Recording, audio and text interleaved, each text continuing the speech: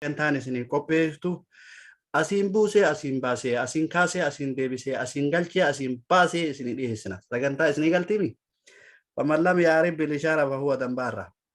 Sagantaa oduudha yookiin zirzir sagantaa zeenaa riipoort isin galtee nuuf dhiyaattan inshaallah harka keessan nu baasa namni sagantaa oduu irratti nu dhiyaate akkana markaza nuurul yaqiin irraa فليتفضلوا مشكورا ومحجورا جنان.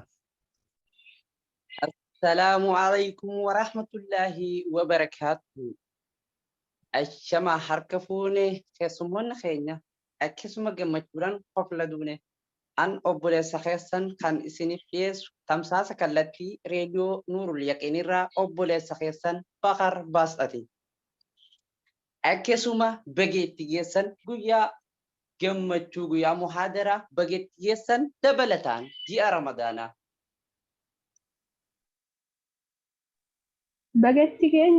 بقيت تجسن اسم الجنة باتي خبجمتو في باتي أرارما باتي قيسة إبليس خدمو بقى ولمانو إتنجيني ورابرنا حنبره الدو ربي نفها غدو تمساسة كالتي هدو دبلتا كنوف قباسو أبو لسكينيا بخر باس آتين ترتي غاري اسم الجنة ماري ويسان قفا همتيتي قرهم بفتمالي أن أبوليس خانكي بخر بالتا أكسوما باتي أرارا ما في باتي خبجا باتي جالتم توتي باتي فلتم توت توقع خيسا قويا أدي حبا حبالي جيتو قجيت هيا أبو بكر بس قالتومي جزاك الله خيرا باتي خبجمتو في باتي جالتمتو بركم تكافي إبا أفري في أفتمي أفر أكا حجراتي باتي شعبانة قويا ديدمي في جها بقى جيستني بقى جمني سمتوتا أكسوما باتي رمضان ورين سمتان تسمون كأن اللي بقى نفستني أحلى وسالا سن الجنة ماري ويسان قفا ودود دبلتا أكسوما قيان خدج سديت باتين سديت بركم لما بسدي قباتنا كيني أبوليين كيني خيسموت هابا جمتوتا في جالتمتوت ورنو برات أرغلتان هندوم تنو توكما الرئيس تهي من خيسايس أكسوما مركزوتا أددر بغنو دفتن بغا والغرش ما شاء الله تبارك الله بقى ربي ويا خنان به بقى أسن قبي مركز نور اليقين خن أفتني أكسما أدون أسير على دراما في باطل وان أدى علماء أدى كم بيا كيسا في كم بيا على بقى نجا أفتني اسم الجنة ماري ويسان قفا رفتني قفا تيسيسا نياتيسا ناوباسا بنالي اتنا خنان اسنجا أن أبوليس خيسان بخر باستا أكسوما oduu dabalataa mudannoonis jira waywaasan qofaa bashannaniis jira akkasuma dhaamsa wayiitillee gabaas gammachuu wajji qoodachuudhaaf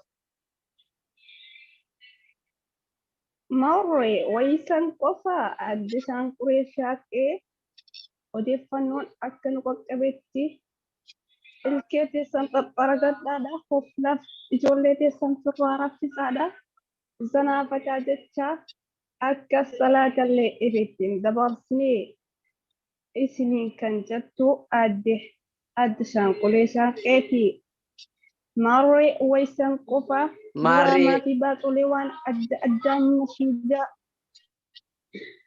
kan isiniif qopheessu haadha Naasirii fi abbaa Naasiru kan dabalataa haadha Mammadii fi abbaa Mammad sagantaan akkuma itti fufeetti jira.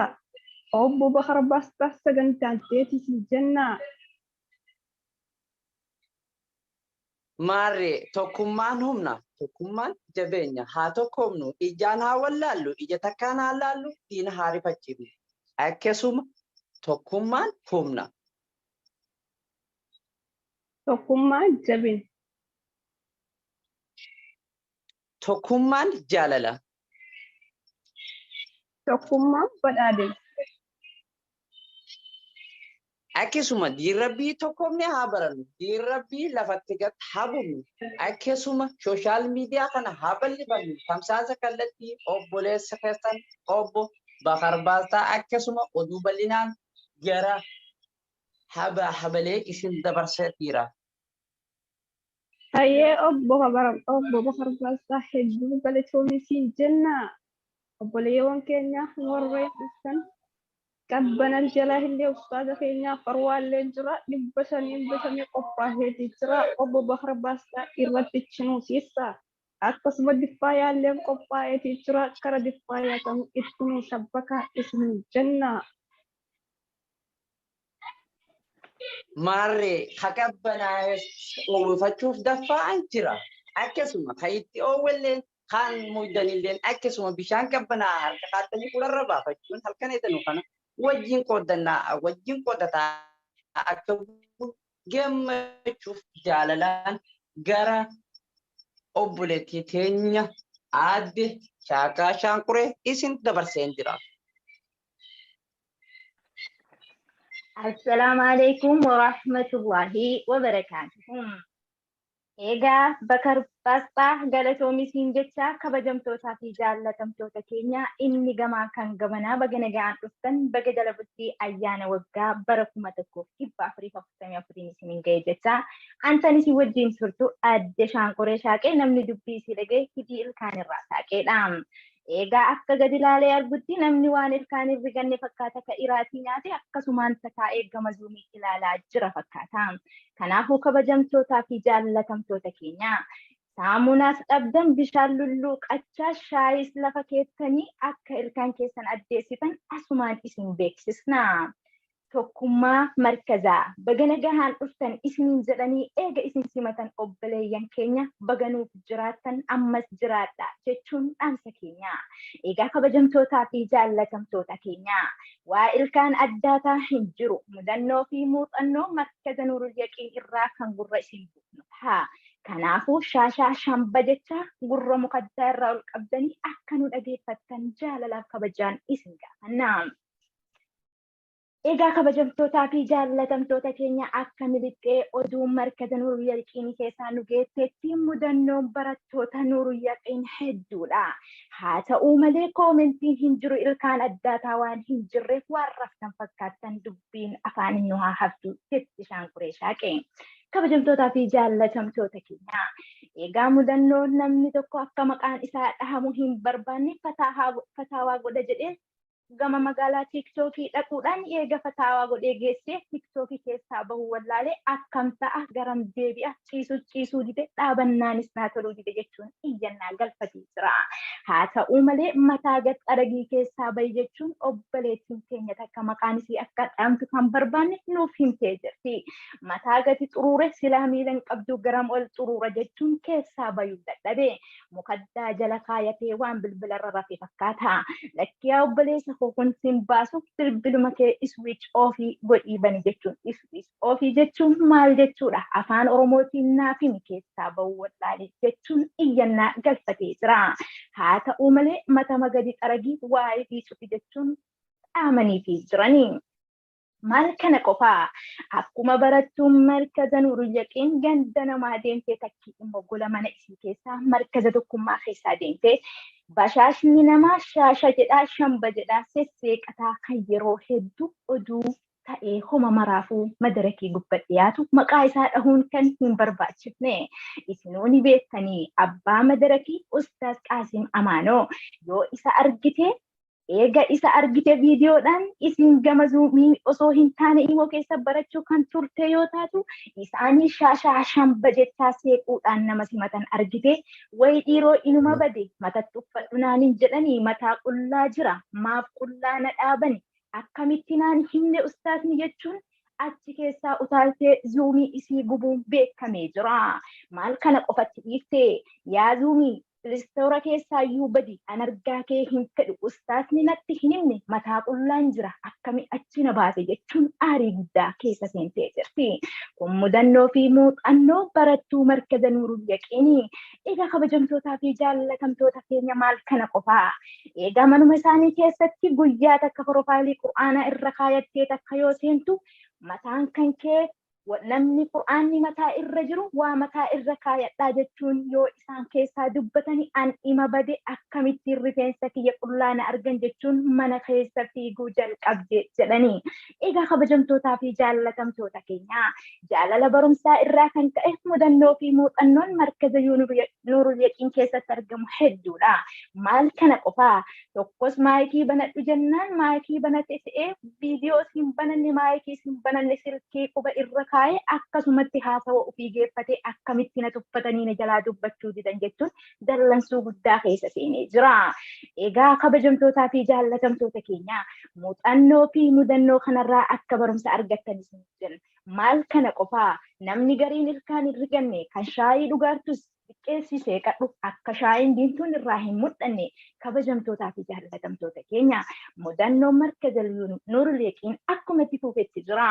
Egaa maal kana qofaa? Tokkos odoo qur'aana qara'ee hadiisa soofee dadhabbii irraa kan ka'e maayikii fi banaa dhiisee achumatti yoo rafe inni horsuu jalqabnaan dhiiroo maaltu na bira jira jedhee namuu ija garagalfatee waa ubbira soquu eegalee yoo achi garagalanii ilaalan barataa san dhiira ta'ee shamara ta'ee maqaa isaa dha'uun hin barbaachisu.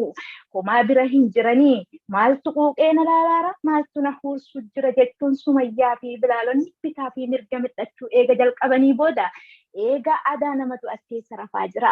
Inuma salphanne jechuun isa maayikii irratti cufanii itti himuuf inni as keessatti hin deebi'u achumaan obsaan dadhisanii. Kabajamtootaa fi jaallatamtoota keenya bagaa Rabbiin ayyaana waggaa Ramadaanaan isin ga'e jecha hundi keessanuu baga kolfitan baga seeqattan. Kan hin seeqanne immoo maal haasawa warri jettan sun dantaa keessan ilkaan hin riganne saamunaaf bishaan hin qabdaniin seena. Kanaafuu kabajamtootaa fi jaallatamtoota keenya oduun guyyaa addaa qabannee isiniif dhufne kanuma fakkaata. Markaza tokkummaa Zuum nuuf jiraadha nuuf dagaagaa waliin bareennaa. Rabbiin isin haa bareechu. Baga itti geettan hundumti keessanii dhaamsa takka qofaan isiniin jedhee kan irraa isinii bu'u ammaan tana muhaadaraan oduu tana dura ka isinii darbite yaa warra soomantan kaassata warri bilaalota nyaata diqqeeffadha garattiin guddifatina salaataaf irrattisaa jechuun dhaamsa isinii dabarsanii jiranii. Warri sagaleen ustaasaa gurra isiniin buune asumaan akka dhageeffattanii shaayii fi homa buna bichaa'untanii tamura firee sadii nyaattanii gara masgiidaa deemtanii ofirraa salaattan dhaamsa keenya. Dogongora jiruuf dhiifama isin gaafachaa asumatti hin gabaabsina. Assalaamu alaikum wa rahmatullahi wa barakaatuh. Egaa galatoomaa hundumti keessanii waliin nu qabdanii mudannoo keessanii dhageettanii hanga sa'aatii kanaa nu wajjin turtanii hundumti keessanuu nagayaan nu galaa isinii jenne nuyi namni kumattanii shaanquree shaaqee kan arguu barbaaddanii markaza ifaa jiruu keessa dhuftanii achi argachuu dandeettanii dhiifama isinaa gaafattu mana ofii keessatti buna isinii dhaabtee akkuma gaariitti mudannoo irraa akka of eeddaniif isiniif dubbattee waan badaa isiniif fakkaannaan ashangulliitii qoffee dhaabdee ol darbite hayyaa kasaatti yaaboo. Maalika akkanatti toltanii kunuu babbareeddanii markazni keessanuu markaza Nuurul Yaqiinii akkana isin wajjin taa'anii Oromiyaa irraa osoo hin dadhabini isin warri Suudii keessa jirtan kan biyya alaa ruuza nyaattanii kun afaan kaayattanii paastaa fi lallaafaa maa cadhiftanii raftanii maaf silkiin keessan dadhabaa harkaa waan biraa dhiiftanii garana as deebinaan waan babbareedduu argattanii galtanii dhiiraa fi shamaraan baatiin Ramadaanaa dhufte baatiin araaramaa hunduu waliif godhaa dhiifamaa kanatti aartanis asumaan dhiifamaa ustaazonni kootiif markazni Nuurul Yaqiin hedduu galatoomaa asumattiin isinirraa dhaabbadha kan na baruu feetan markaza tokkummaa keessatti argamaa barattuu markaza ifaa jiruu jedheetiin waamamaa an obboleettii teessanii akkanatti naarra dhiifama gaazexeessaan suuraa kaasee waa hedduu barreessee waan hin jirrellee itti daddabalee oduu mimmi'eessee akka namni seeqatu kanaaf hin qopheesse dhiifama naa godhaa yooni waa balleesse silaa barreessee bareechee daftaran bitanne kanaaf hin balleesse dhiifama naa godhaa irra deddeebi'ee isinit dheeresse. Assalaamu alaikum wa rahmatullahi wa barakaatuh.